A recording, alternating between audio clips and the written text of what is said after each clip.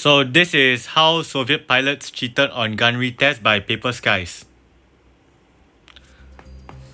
On March 10, 1964, an American RB-66 reconnaissance aircraft entered the airspace of East Germany, presumably carrying out an intelligence-gathering mission. The intrusion, however, did not go unnoticed, and 3 Soviet MiG-19s were immediately sent to intercept the intruder. A few minutes later, the American reconnaissance aircraft was shot down. On the surface, the incident seemed like a success for the Soviet-era defense, and 2 MiG pilots were even awarded for shooting down the American spy plane. Behind the scenes, however, the case raised serious concerns about skills and capabilities of Soviet pilots. As the investigation revealed, neither of the MiG pilots managed to score a single hit with their guns during their first attack on the target. In fact, the only successful cannon hits achieved during subsequent passes were made at point-blank range, which technically was a violation of the established rules of aerial shooting for. At this point, you can forget about the established rules at that point. You are just risking a mid-air collision, right? If you ever have to get that close to your enemy, you might as well just ram that guy. Soviet pilots. According to some officers of the Soviet Air Force, this incident was yet another example of a serious decade-long decline in gunnery skills among Soviet pilots. The reasons cited included an outdated training system, aircraft equipment that no longer met modern requirements, and, interestingly, various instances of pilots cheating during their gunnery skill evaluations. The latter in particular became possible after the removal of what seemed at first glance to be an insignificant instrument from the aircraft equipment, a tiny clock. Can you imagine Vladimir Putin thinking that he had a great army 3 years ago because his generals lied to him? Then when he deployed them in Ukraine, he found out you've been had, you've been took, you've been hoodwinked, bamboozled, led astray, run amok. well, I guess history just repeated itself.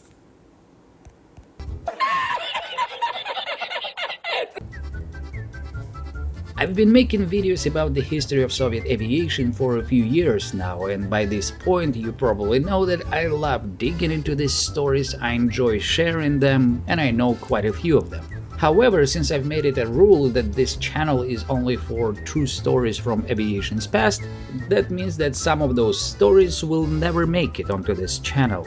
I'm talking about all those so-called pilots' tall tales that are sometimes really interesting but lack any solid source or proof to back them up. The story I want to talk about today, the one about Soviet pilots cheating during gunnery training, is, to be honest, something I myself would have taken as one of those tall tales if not for the rank and position of the person that this story comes from.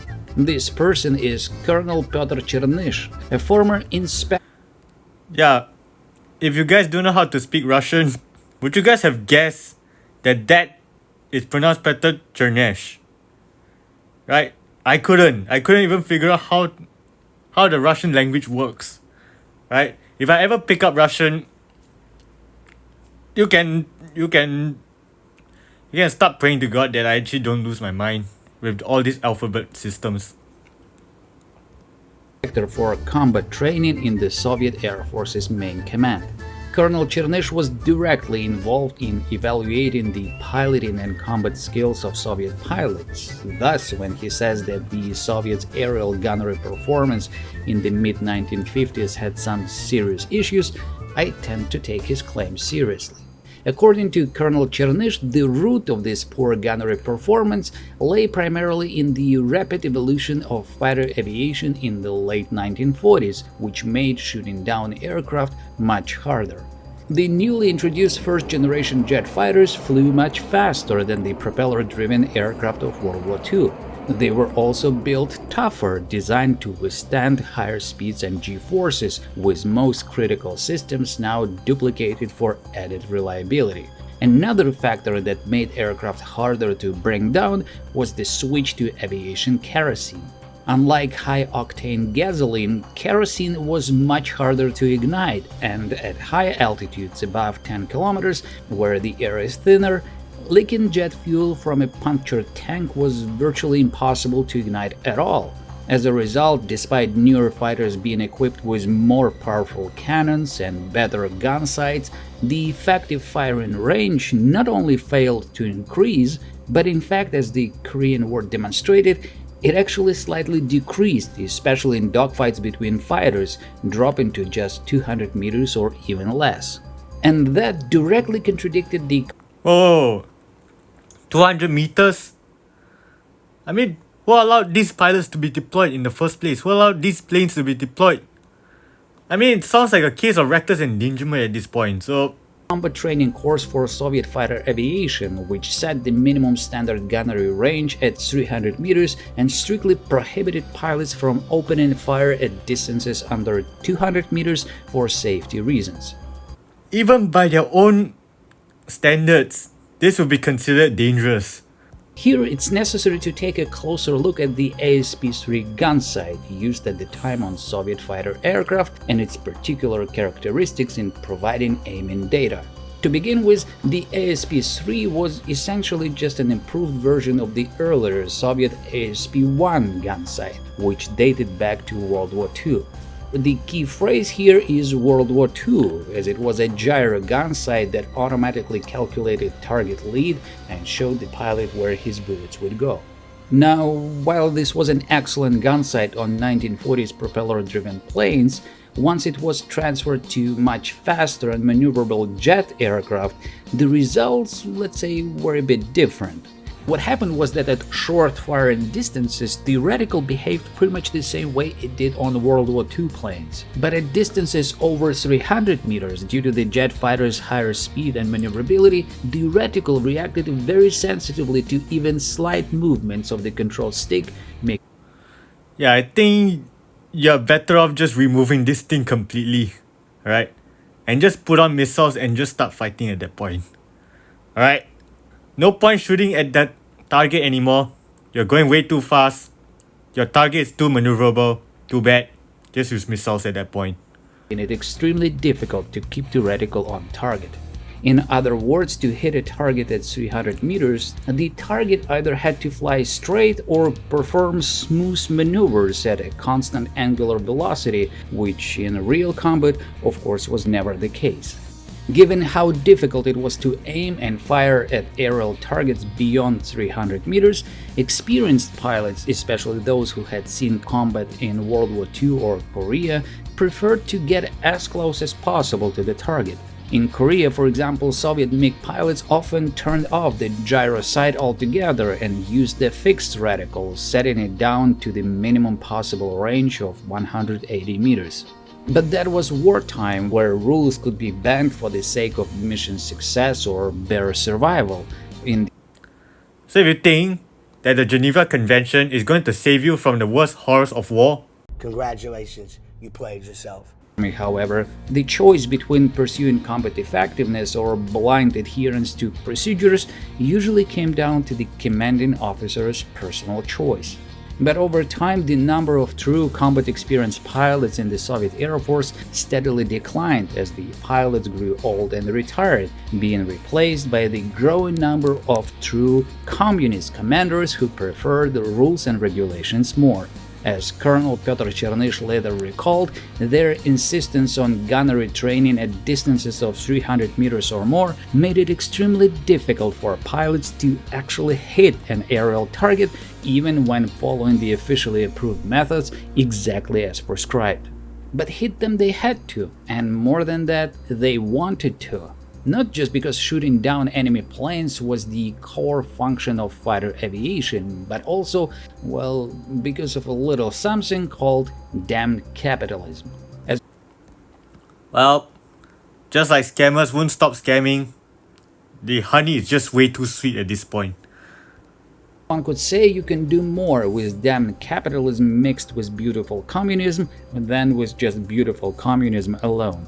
I know it's a weird rephrasing of a famous quote, but that's essentially what the deputy commander of the Soviet Air Defense Forces, Yevgeny Savitsky, said when reflecting on how Soviet fighter aviation managed to transition so rapidly into the jet era. As he noted in his book, the key to this success was nothing other than the advantages of the Soviet social and political system, that unique fusion of ideological and moral foundations from which the Soviet man draws his vitality and resilience. This was what supposedly powered Soviet progress, and not some capitalist incentives like money, prestige, glory, and other worldly motivations. But interestingly, as Savitsky himself admitted in the following few sentences, it was precisely those capitalist incentives that were introduced into Soviet Air Force to promote the professional development of fighter pilots. He was referring to the so-called pilot class rating system introduced in 1950. This new system had 3 qualification levels based on the pilot's theoretical knowledge and practical skills. I covered this in more detail in my video on the Soviet Top Gun, but for today's topic matter, I only want to mention that a higher pilot class wasn't just a matter of prestige, it also meant a noticeably higher salary bonus. By the way, the very first Soviet pilot to receive the coveted first-class rating, and with it all the attached bonuses, was none other than the aforementioned deputy commander of the Soviet Air Defense Forces, Yevgeny Savitsky. To be fair though, the new rating system indeed led to a significant leap in the overall quality of Soviet fighter pilots. To receive the higher ratings, a pilot had to meet strict requirements such as mastering advanced aerobatics, flying in difficult weather conditions, and so on, including demonstrating effective aerial gunnery skills. And the latter, as we've discussed in the context of the ASP-3 gun sight, was far from easy. But nothing could stop a Soviet pilot taught by communism and incentivized by capitalism. A perfect environment for a sacred military smikalka. Now, for those of you who don't know what smikalka means, Так, мужики, только не ржать. Жен девушек, матерей, простите, прокладки. Самые дешевые прокладки плюс самые дешевые тампоны. Тампоны знаете, для чего? Пулевое ранение, прям туда вводите и все. Начинает разбухать и придавливать стенки. Мужики, я это еще не знаю. Прокладки обязательно дешевенькие. То есть вот эту всю информацию нам скидывают это. Reading the recollections of Pyotr Chernysh, an inspector for combat training in the Soviet Air Force's main command, it was quite amusing to learn about the tricks pilots came up with to successfully hit aerial targets. One of the main methods for training and evaluating a pilot's shooting skills in Soviet fighter aviation was the so-called glider shooting, an exercise where an Ilyushin Il-28 bomber towed a small target glider on a long cable. The fighter pilot, meanwhile, had to approach the target at a specific angle and destroy it with cannon fire. This was easier said than done, though. Making an approach and lining up the shot required using the control stick, and as mentioned earlier, even the slightest movement would make the gun sight's reticle jump all over the place. But according to Colonel Chernysh, many Soviet pilots who couldn't hit the target by the book developed their own methods to shoot down targets and thus to receive all the expected moral and material rewards. One of the most common tricks involved approaching the towed target from the side, aligning the reticle with the target, matching its speed, and then applying left or right rudder, depending on which side the approach was made, to slip toward the glider. While slipping, the control stick would remain in a relatively fixed position, preventing the reticle from moving significantly. The pilot then would simply wait for the target glider to fly into the reticle and open fire. Needless to say, this tactic would be utterly useless in real air combat, where the enemy... yeah, now you know why a poorly designed standardized test is so dangerous. But that's another topic for another time. would easily evade such an attack. But from the point of view of a shooting exam, where the only thing that mattered was a thoroughly perforated training target, it worked like a charm. Another method for evaluating gunnery skills in Soviet fighter aviation was the so-called free dogfight. either 1 versus 1 or 2 versus 2. A free dogfight would unfold like this. A pair of aircraft would enter the designated combat zone, separate on command from the flight leader, and then start maneuvering from a back-to-back position, each trying to get behind the other. But simply achieving a favorable position wasn't enough. To win in a free dogfight, a pilot had to deliver a scoring burst of gunfire at the opponent.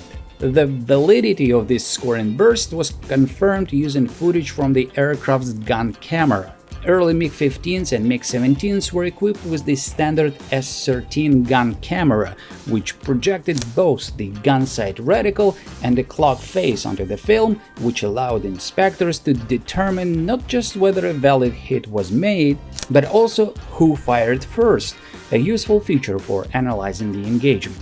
But as Colonel Pyotr Chernysh recalled, problems arose when the S13 was replaced by the newer FKP-2 gun camera. Unlike the S13, which was mounted in the nose of the aircraft, the more compact FKP-2 was installed directly in the cockpit on the gun sight and could photograph the target in relation to the reticle in real time. However, the crucial difference was that the FKP-2 camera did not include a clock. Yep, those who thought a clock was not important.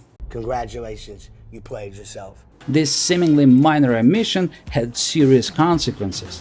According to Colonel Chernysh, many Soviet pilots began recording their scoring film footage right after a takeoff, as soon as the landing gear retracted.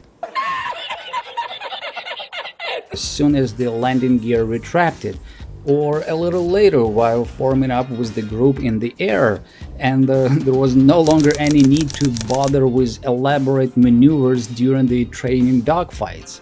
The resulting film showed a perfect side picture with the target in the crosshair, and the absence of a clock meant there was no way to tell when the footage had been taken. As Chernysh put it, the auditors probably reported to the president that our fighter pilots are well trained and ready for war, only for the president to deploy them and find out way too late. You've been had. You've been took. You've been hoodwinked. Bamboozled. Led astray. Run amok. disappearance from the Soviet fighters of such a seemingly insignificant piece of equipment, a simple clock, led to the rapid degradation of aerial combat training, both among interceptor pilots in the air defense forces and frontline fighter pilots alike. I have to say that with all this in mind, some episodes of poor gunnery performance by Soviet fighter pilots that I have previously come across in various books, articles or memoirs now look completely different to me. Take for example a story told by a man who I have already mentioned many times in this video, Yevgeny Savitsky. In his memoir, he describes a rather amusing incident at a training range. A missile was fired at an aerial target, an old unmanned World War II bomber, but it failed to destroy it and only damaged its control mechanism. As a result, the drone bomber started performing erratic maneuvers in the sky. Fearing that this now uncontrollable aircraft might fly beyond the range and crash into a civilian area, General Savitsky dispatched 2 MiG-15 fighters to intercept the runaway target. But even after catching up to it, both pilots were unable to shoot it down despite using up their entire ammunition load. In the end, General Savitsky himself jumped into a MiG-15 and flew out to intercept the rogue bomber. Yet even the twice hero of the Soviet Union, a celebrated ace of the Second World War, couldn't bring down the maneuvering drone with cannon fire.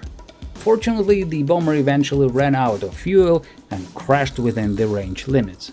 When I first read Savitsky's memoir years ago, I found this episode amusing, even a little comical. But after reading what Colonel Pyotr Chernysh had to say about the actual state of gunnery training in Soviet fighter aviation, it doesn't seem all that funny anymore. The thing is, Soviet fighter pilots didn't just have to shoot in training exercises, they had to do it in real combat situations as well. I'm talking about the many early Cold War incidents involving NATO aircraft violating the borders of the USSR and Warsaw Pact countries. And according to Chernysh, when Soviet pilots had to engage real maneuvering targets during these encounters, the outcome often wasn't much better than that of General Savitsky. According to Chernysh himself, the situation with poor gunnery skills reached its peak during an incident near the German city of Magdeburg, when an American RB-66 reconnaissance aircraft violated East German airspace. 3 MiG-19 fighters were scrambled to intercept, but despite executing their approach exactly by the book, none of the pilots managed to score a single hit on the RB-66 with cannon fire. Eventually, one of the pilots going. Imagine you're the pilot of that RB-66 flying over Germany. Then you see all those Soviet pilots you've been hearing about missing all their shots. Against the rules, fired a salvo of unguided rockets from a short distance. Only after that, with the American plane already damaged, was he able to finish it off with cannon fire at a point-blank range. The incident received international attention and was officially declared a success by the Soviet Air Force. 2 of the MiG pilots, Captain Ivannikov and Captain Zinoviev, were even decorated for shooting down the American aircraft. But behind the scenes, according to Colonel Chernysh, the whole affair caused serious concern, as none of the 3 MiGs had managed to hit the unarmed intruder on their first attack approach. To be fair, although the issue raised alarms, it didn't spark much of a response. By that time, the Soviet Air Force was already charging full speed into a new era of fighter aviation, one where the future of air combat was seen as purely missile-based. Cannon fire was now viewed as an outdated relic. In fact, the new generation of Soviet fighters didn't even have cannons. But that's a whole different story, which you can learn in my video on the origins of the Soviet Top Gun program. By the way, speaking of Captain Zinoviev, one of the guys who shot down the RB-66, he also stars in another amusing story, again in Germany. At that time he was flying the most advanced version of the MiG-21 fighter, which he came very close to gifting to his adversaries when, due to a ridiculous navigation error, he accidentally landed on a NATO airbase in Germany, mistaking it for his own. Can you imagine you're the NATO commander at the airbase? I made a video about this curious incident, which you can check out on my streaming I service guess that's Nebula. the end of the video. Let me know what you think down below. Like, comment and subscribe, and I'll see you guys next time. Bye bye.